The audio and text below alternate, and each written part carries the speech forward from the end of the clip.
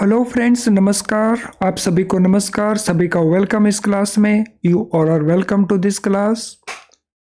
Live class में जितने students already join कर चुके हैं, क्विकली वो कंफर्म कर देंगे आपका ऑडियो वीडियो एक्सेसिबल है। All students in the live class please confirm quickly your audio video is okay so that we can start. Yes, please confirm quickly. Those who have already joined, please confirm। तो चलिए शुरू करते हैं आज का discussion. तो आज का डिस्कशन एक बार फिर से हमारा बेस बिल्डिंग क्लास है।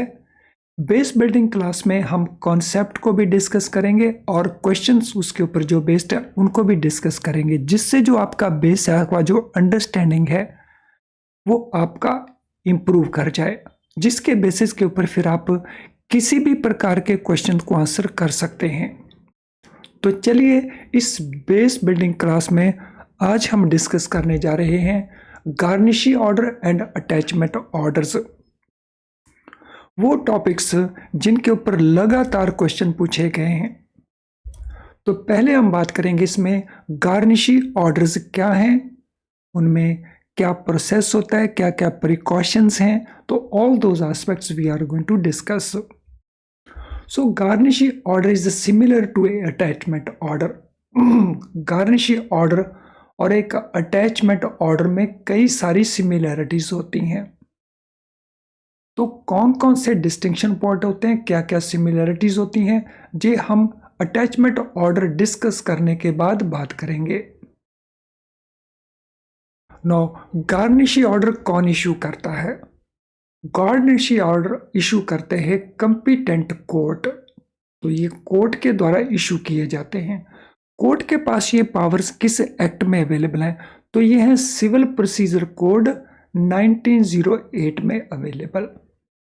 और उसका जो ऑर्डर 21 है, रूल 46 है, उनको यूज करते हुए कोर्ट गार्निशी ऑर्डर इशू करते हैं। तो अगर क्वेश्चन पूछा जाए कि गार्निशी ऑर्डर कौन इशू करता है, तो it is issued by A competent court. So court के पास ये पावर्स कहां पे हैं? सिविल प्रोसीजर कोड 1908 में ऑर्डर 21 रूल 46 के मुताबिक। So who obtains garnishee order? Garnishee order कौन ऑब्टेन करता है? So it is obtained by judgment creditor. और what happens to it? It attaches funds belonging to the judgment debtor in the hands of later debtors including a bank।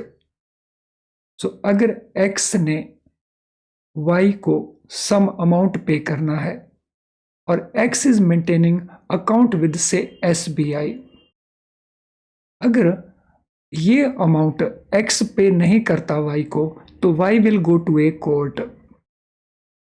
Court जब ये case Y की favour में decide कर देगा, तो Y बन जाएगा जजमेंट क्रेडिटर और X बन जाएगा in that case judgment debtor.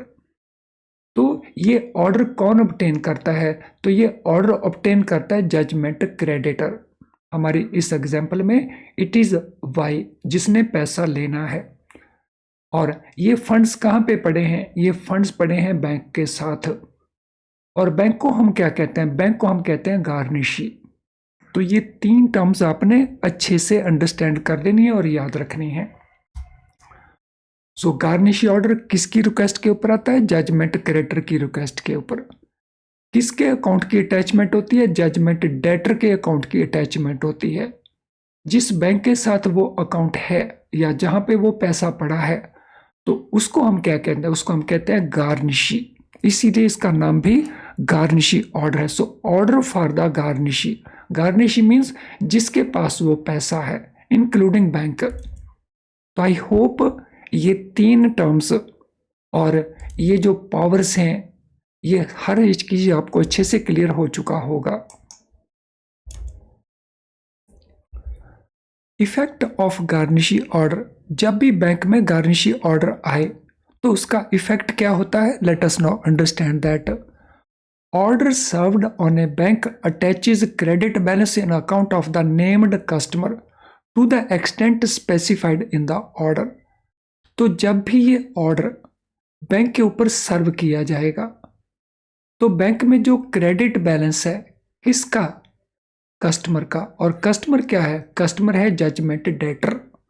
तो जजमेंट डेटर के अकाउंट में जो भी पैसा क्रेडिट बैलेंस पड़ा हुआ है, ध्यान रखिए it is credit balance not the debit balance.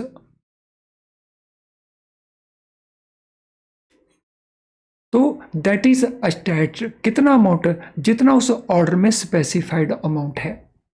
तो अगर अकाउंट के अंदर बैलेंस 2,50,000 का है, ऑर्डर केवल 1,20,000 का है, तो इतना अमाउंट में से अटैच हो जाएगा and remaining amount will be available to the customer. If no amount is specified, अगर ऑर्डर में अमाउंट स्पेसिफाई नहीं किया गया है तो उस केस में ऑल सम्स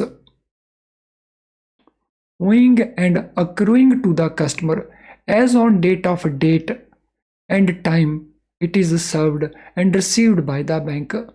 तो अगर अमाउंट स्पेसिफाई नहीं किया गया है तो सारे अमाउंट्स के ऊपर ये ऑर्डर एप्लीकेबल हो जाएगा। तो जो कस्टमर ओ करता है या कस्टमर को अक्रू हो चुके हैं ऑन डेट एंड टाइम जब ऑर्डर सर्व किया गया था। लेट अस से order was served at 12:50 PM। तो इस समय उस अकाउंट में जितना भी क्रेडिट बैलेंस है तो वो अटैच हो जाएगा up to the extent of amount of order. तो this is the rule. Checks presented after service of garnishee order, अगर कोई चेक प्रेजेंट होता है गार्निशी ऑर्डर आने के बाद तो चेक को रिटर्न किया जाएगा और रिटर्निंग मेमो में रीजन क्या दिया जाएगा, रेफर टू ड्रॉयर का मेमो लगाया जाएगा। और यहाँ पे एक बात का और ध्यान रखना है, यहाँ पे हम बात कर रहे हैं कि balance in the account is less than amount of order. तो ये रूल कहाँ एप्लीकेबल होगा, इन केस के अंदर अगर balance is more than amount of order, तो बैलेंस हमारे पास है 2.5 लाख, ऑर्डर का अमाउंट है 1.20 लाख, तो 1.30 लाख बैलेंस अवेलेबल रहता है कस्टमर का, तो उस केस में चेक को पे किया जा सकता है। यानी यहाँ पे हम जो एजम्पशन ले रहे हैं कि चेक को रिटर्न कर दिया जाएगा रेफर टू ड्रॉयर, तो उसमें एजम्पशन है कि amount return in the order is less than balance in the is more than balance in the account. Account के अंदर बैलेंस कम है और ऑर्डर का अमाउंट ज्यादा, तो उस केस में हम इस रूल को फॉलो करेंगे। Order applies only to the balance in the account of the customer. Again this is very very important. तो ऑर्डर किस अकाउंट के ऊपर एप्लीकेबल होना है, so only the balance in the account of the customer. Customer के account के अंदर जो बैलेंस है उसी के ऊपर ये ऑर्डर एप्लीकेबल होना है, और वो बैलेंस किस समय का है, eight the time of receipt of that order. यानी जो अमाउंट कस्टमर को अक्रू हो चुका है, ड्यू हो चुका है या पेबल टू द कस्टमर है, उसी के ऊपर ये ऑर्डर एप्लीकेबल बनता है। तो आई एम श्योर यहाँ तक जो कुछ हमने डिस्कस किया उसको आपने अच्छे से अंडरस्टैंड कर लिया होगा। अगर ऐसा है तो ज़रा मुझे थोड़ा सा फीडबैक दे दीजिए। सो इस वीडियो के कमेंट बॉक्स में ये फीडबैक दे दीजिए, garnishee order properly understood so far. तो आपका ये कमेंट जब दूसरे स्टूडेंट रीड करते हैं तो वो भी इंटरेस्टेड हो जाते हैं, इस वीडियो को वॉच करते हैं और फिर इसका बेनिफिट उनको भी मिल जाता है। हमें ज़्यादा से ज़्यादा लोगों को इसका बेनिफिट पहुंचाना, जिसमें आप बहुत बड़ी हेल्प कर सकते हैं।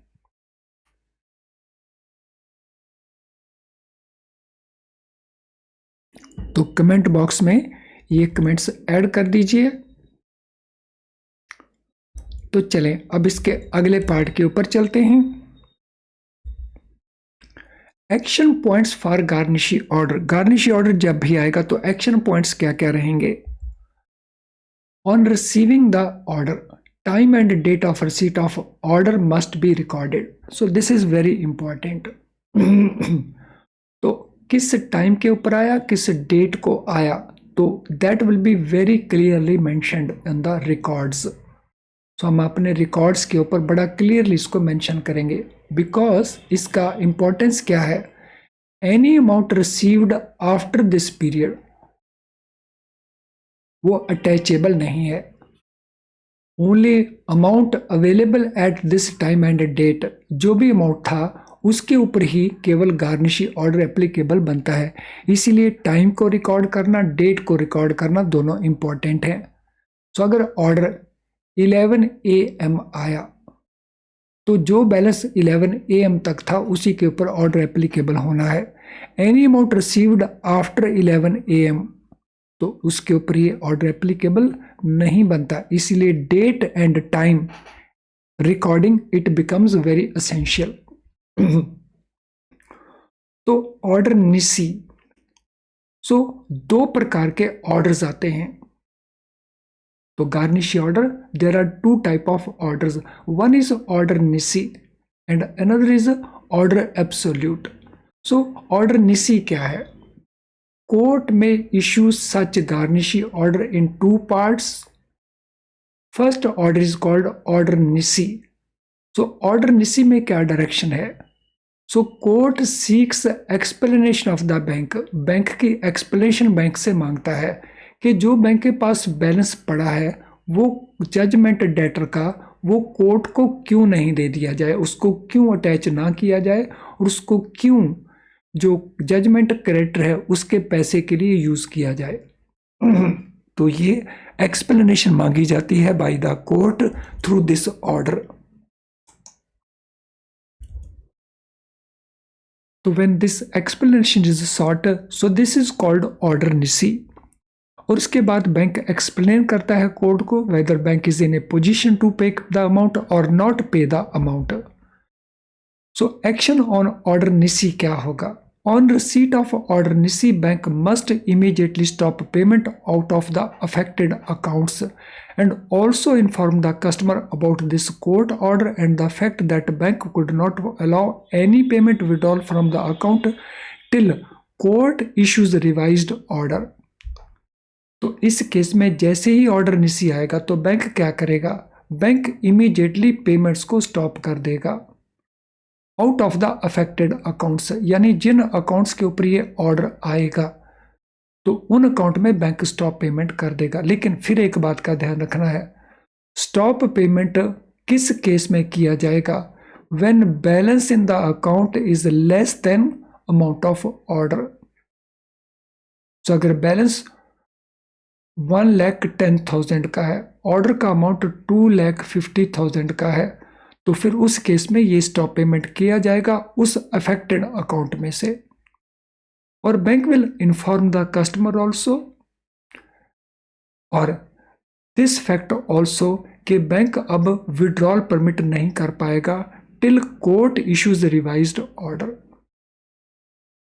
On receipt of second order of the court, तो जैसे ही बैंक ये क्लैरिफिकेशन देता है कोर्ट को, तो court issues second order and second order is called order absolute.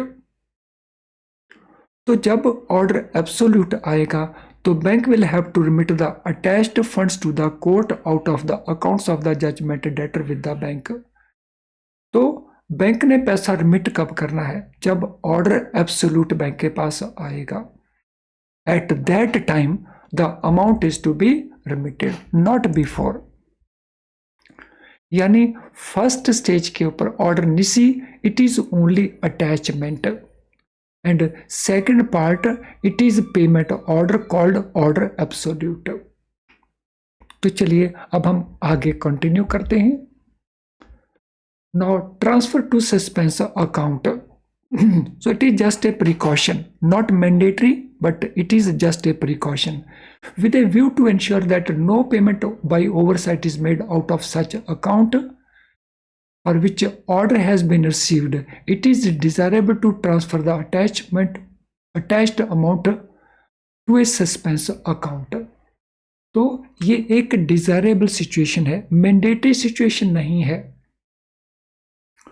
हमसे गलती ना हो जाए, ये सुनिश्चित करने के लिए, to make it sure that payment by oversight is not made, तो हम गलती से पेमेंट ना कर दें, तो व्हाट वी विल डू, अगर बैलेंस हमारे पास 2,50,000 का है, ऑर्डर का अमाउंट 130 का है, तो इतना अमाउंट हम सन्ड्रीज अकाउंट में ट्रांसफर कर सकते हैं और बाकी अमाउंट के लिए ऑपरेशंस कैन बी कंटिन्यूड। तो this is just a precaution, जहां पे कुछ बैंक सस्पेंस अकाउंट मेंटेन करते हैं, कुछ बैंक सन्ड्रीज अकाउंट मेंटेन करते हैं। Alternatively blocking the amount in the customers account, so alternatively हम क्या कर सकते हैं, कस्टमर के अकाउंट में जो ऑर्डर का अमाउंट है हम उस अमाउंट को ब्लॉक कर सकते हैं। तो these are two options and these are just precautions.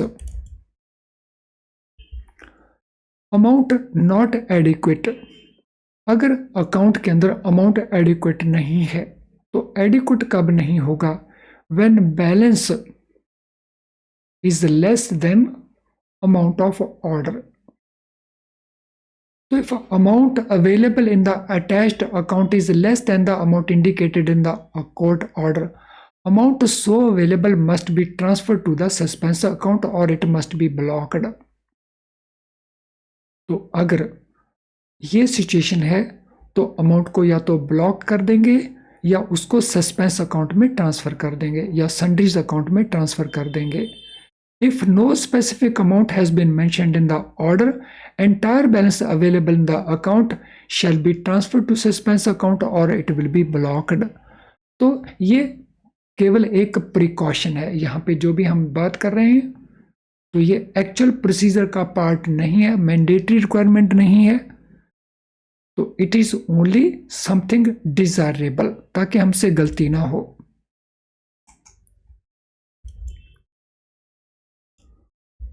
A garnishee order in the name of an individual will not attach account operated by the said customer as an executor or administrator. So अगर ये order किसी individual के नाम है और individual उसका अपना saving bank account है, लेट अस से दिस इंडिविजुअल इज एक्स, उसका एक सेविंग बैंक अकाउंट है और ये इंडिविजुअल किसी अकाउंट में एग्जीक्यूटर का काम भी कर रहा है या किसी अकाउंट में ये एडमिनिस्ट्रेटर का काम कर रहा है। So these persons are normally appointed by a court.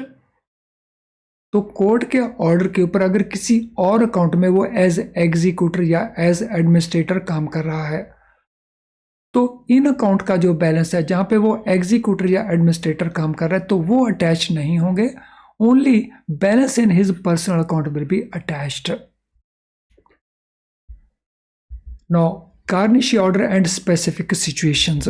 अब हम देखेंगे वो specific situations और देखेंगे कि उसमें garnish order अप्लाई होता है या अप्लाई नहीं होता है। So, पहली सिचुएशन हम ले लेते हैं पेमेंट ऑफ चेक्स की।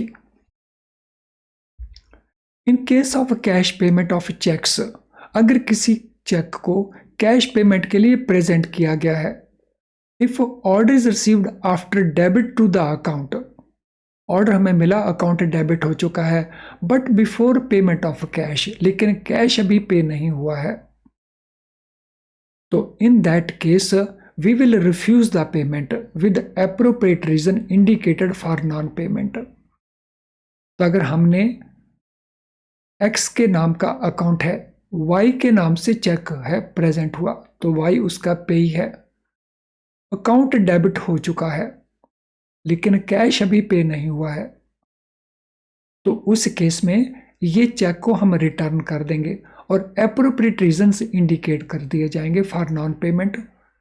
तो जैसा हमने रेफर टू ड्रॉयर का रीजन इंडिकेट किया था। इन case of check received in clearing, अगर कोई चेक क्लियरिंग में रिसीव हुआ है for payment, if order is received before stipulated returning time of clearing, then check must be returned. Order हमें आ गया before the actual clearing time returning के लिए lapse जब हुआ नहीं है, तो let us say returning time हमारा 3 PM है, लेकिन ऑर्डर हमें उससे पहले मिल चुका है, तो उस केस में भी this cheque will be returned, तो ये चेक को रिटर्न कर दिया जाएगा। If transfer of amount is done internally in another customer account, the credit will be cancelled and cheque will be returned unpaid provided other customer has not been advised of the creditor. अगर हमने इस amount को किसी दूसरे account में transfer किया है, late us से एक्स के नाम का ये अकाउंट है जिसके ऊपर ये ऑर्डर रिसीव हुआ है, तो वाई के अकाउंट में हमने पैसा ट्रांसफर कर चुके हैं। अगर वाई को हमने अभी इंटीमेट नहीं किया है, he has not been advised of the amount of credit, तो in that case also so this will be reversed, तो हम उस चेक को अमाउंट को वापस क्रेडिट करेंगे कस्टमर के अकाउंट में। तो if the transfer of amount is done internally in another customer account, credit will be cancelled, तो जो क्रेडिट किया उसको कैंसिल कर दिया जाएगा। राइट ऑफ सेट ऑफ, तो ये था situation number 1, payment of cheque का सिचुएशन। अब हम बात करेंगे right of set off.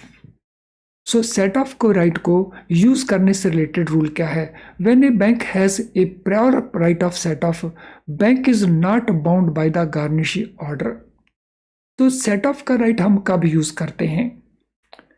So set off का राइट बैंक को अवेलेबल रहता है इन केस ऑफ एनपीए अकाउंट्स या एसएमए अकाउंट्स, जिनको हम कहते हैं ओवर ड्यू हो गए हैं जो अमाउंट हमारे।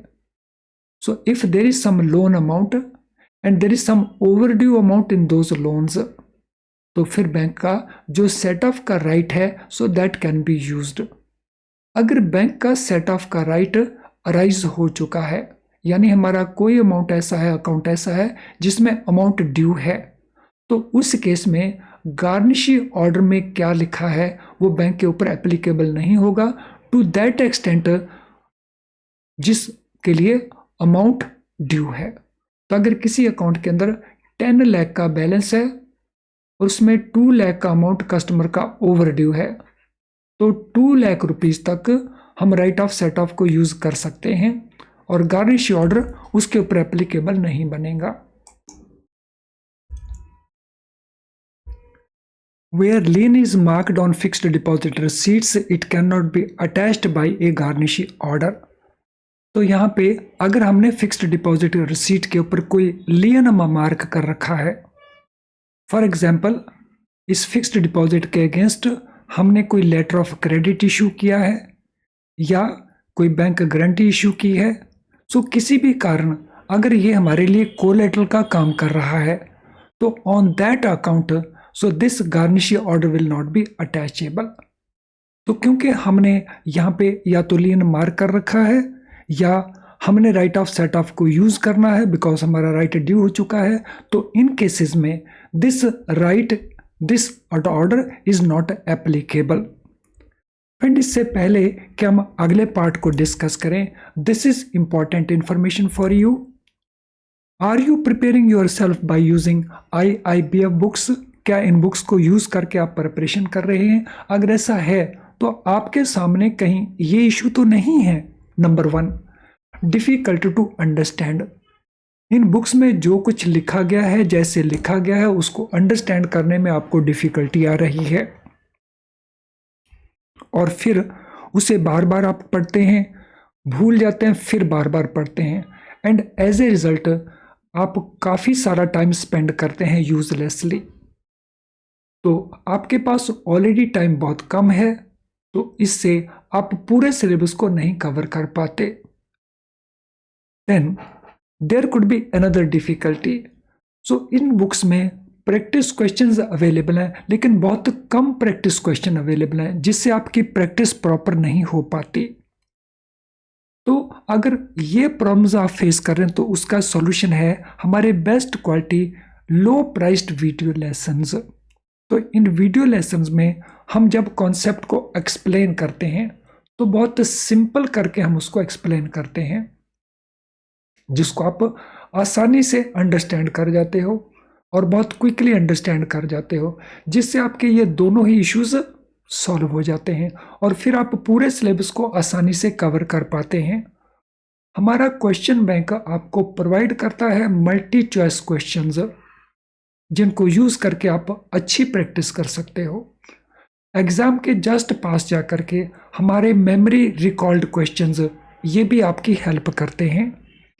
तो अगर इतना कुछ अवेलेबल है तो हम सिस्टेमेटिक प्रेपरेशन करें, और ये अवेलेबल है हमारी ऐप के अंदर और हमारी वेबसाइट के थ्रू।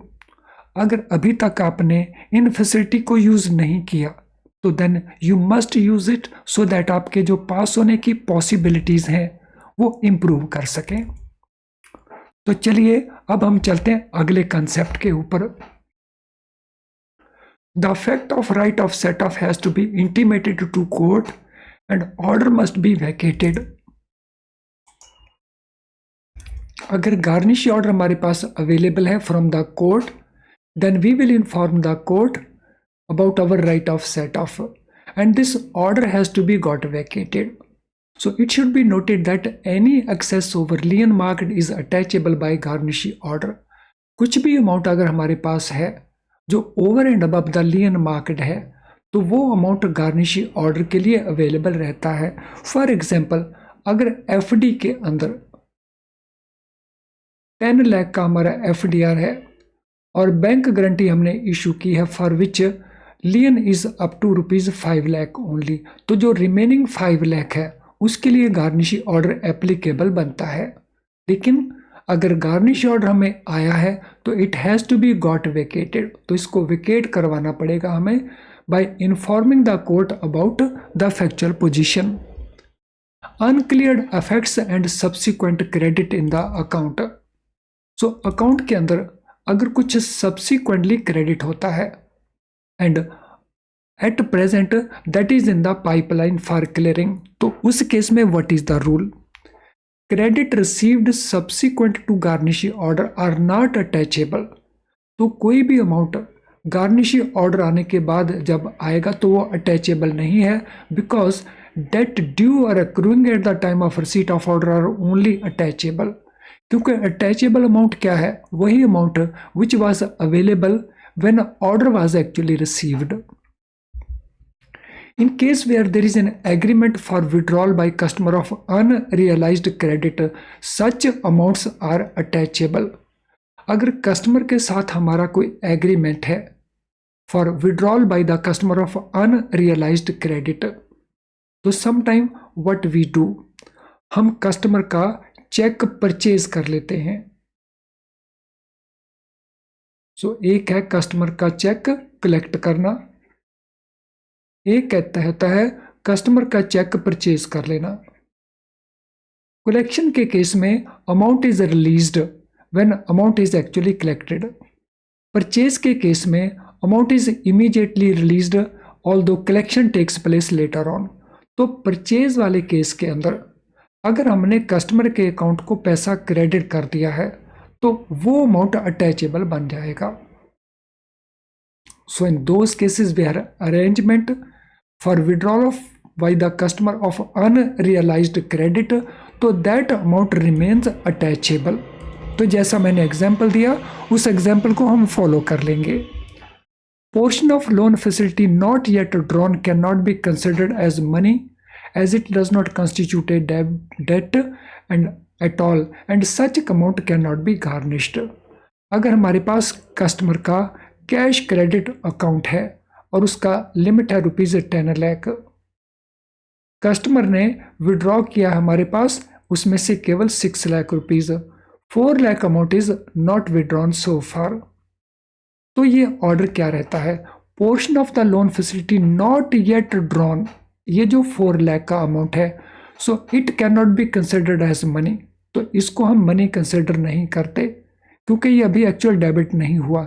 इसीलिए इस अमाउंट के ऊपर 4 लाख का जो बैलेंस बचा हुआ है इसके ऊपर किसी प्रकार का कोई ऑर्डर एप्लीकेबल नहीं बनेगा।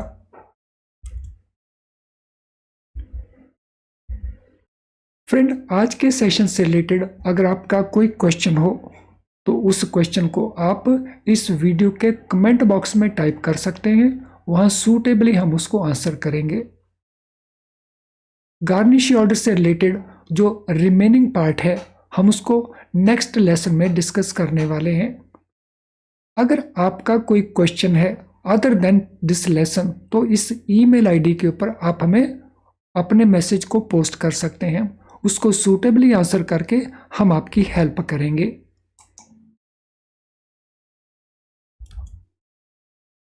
आज का सेशन अगर आपको यूजफुल नहीं लगा तो डिसलाइक बटन को पुश ज़रूर कर देना, लेकिन अगर आपको वो यूजफुल लगा है, आपने उसमें से कुछ लर्न किया है, तो फिर लाइक करने में संकोच ना करें, बिकॉज आपका लाइक करना मीन्स आप YouTube को सजेस्ट कर रहे हैं कि इस वीडियो को और स्टूडेंट तक पहुंचाया जाए, और YouTube अपने लेवल के ऊपर ये काम ज़रूर करता है। इसीलिए आपका लाइक करना दूसरे स्टूडेंट्स की हेल्प करने के बराबर रहता है। इसका लिंक आप अपने फ्रेंड्स के साथ शेयर कर सकते हैं। चैनल अगर आपने अभी तक सब्सक्राइब नहीं किया या सब्सक्राइब तो किया है लेकिन बेल आइकन को पुश नहीं किया है तो फिर उसका सब्सक्रिप्शन बेल आइकन के साथ कंप्लीट कर दें। उससे आपको हमारे सारे नोटिफिकेशन ऑन टाइम मिलते रहेंगे और आप हमारी किसी भी क्लास को मिस नहीं कर रहे होंगे। एंड फाइनली अब इस सेशन को हम वाइंड अप करेंगे। So thank you friends and all the best.